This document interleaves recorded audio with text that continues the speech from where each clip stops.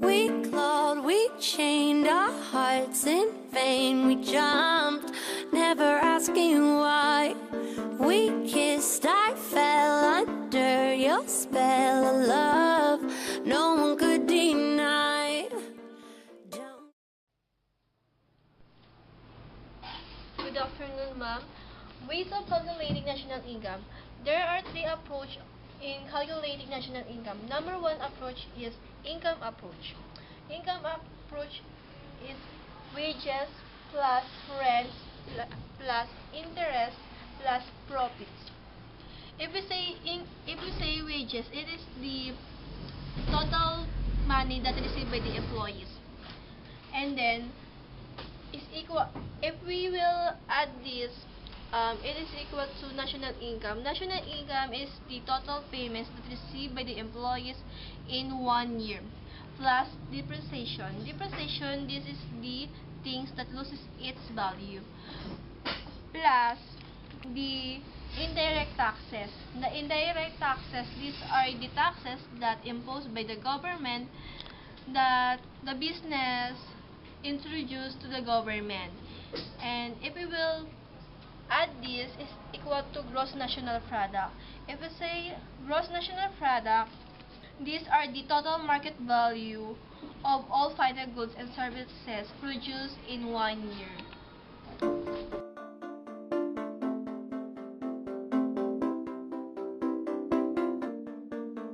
We clawed, we chained our hearts in vain. We jumped. In product or expenditure approach, we have here the household consumption expenditures like the products here, Nestle, a string of salt, Colgate, and the other services we have.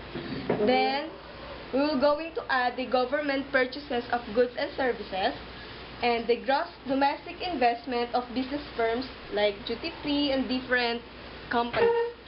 And if the value of imports is greater than the exports, we will going to minus it. And then it is equals to gross national product equals to capital consumption allowances or the depreciation. Like here we have here gadgets, and then it is equals to national net national products, and less indirect business taxes is equals to national income. Never asking why. We kissed, I fell under your spell of love. No one could. Industrial approach has agriculture, fishery, manufacturing, and electricity and water. So, plus transportation. Transportation is the act of transporting or the state of being transported, conveyance often of people, goods, etc. Plus trade, buying and selling of goods and services on a market. Plus the service, it is an event in which an entity takes the responsibility that something desirable happens on behalf of another entity. Plus the finance, it is the management of money and other assets. Equals the GDP minus the factor income from the rest of the world is equal to GNP minus net indirect taxes equals national income. Never asking why. We kissed.